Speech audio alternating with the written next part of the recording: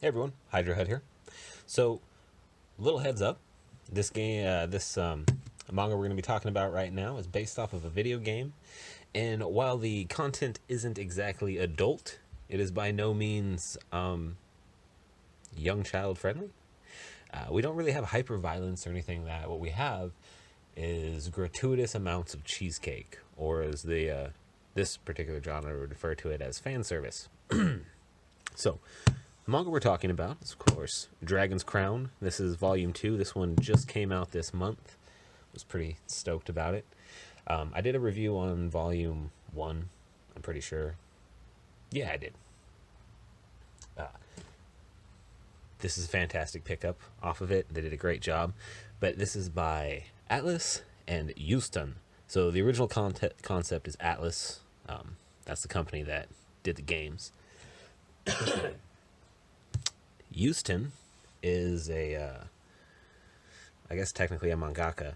He actually originally did much dirtier versions of this stuff, but the art and the way it matched with the storyline was so good that Atlas, also probably because he's a bit of a pervert, hired the guy to do the actual serialized manga, and they did a fantastic job. If you like the games, you're going to like this. If you've never played the games, you'll still probably enjoy reading this. If you don't like excessive amounts of fan service or gratuitous cleavage, then you probably won't like this at all, and there's no reason to really waste your time. Before we get into it, I want to go over the cost real quick. The price on this is $12.99. That is a little bit more than your average manga, but you're getting a slightly larger book in comparison. This is one I just did a video on, or One Punch Man size comparison.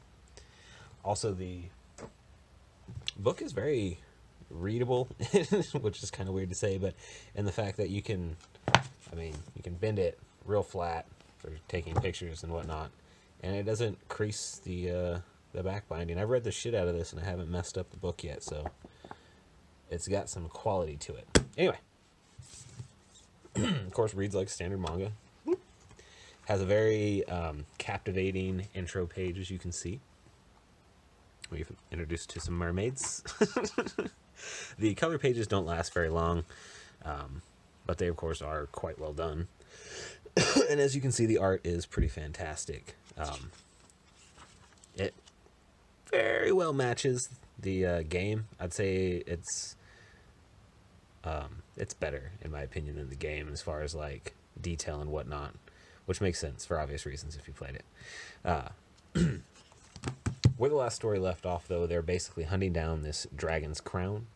The reason they need it is to prevent some large world-destroying dragon from destroying the world, essentially.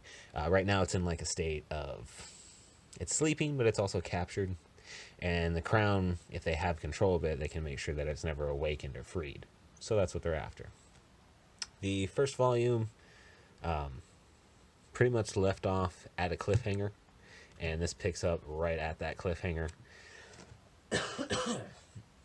which is what those first couple pages I showed you were about. I don't really want to go in too much to the story. I will say the story is well done. The only part of the writing that I don't particularly like, although it serves a good purpose, is oh, here we go.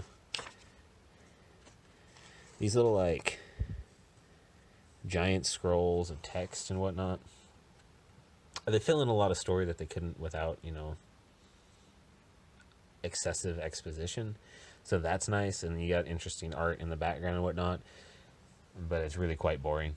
Albeit, it's like 50 words altogether, so it takes just a minute to get through. It's just kind of pulls away from the feel of the story.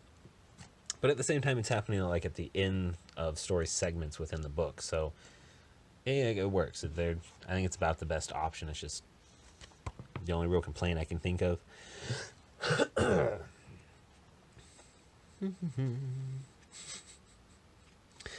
The art, as you can see, is quite fan serviceable for all sexes.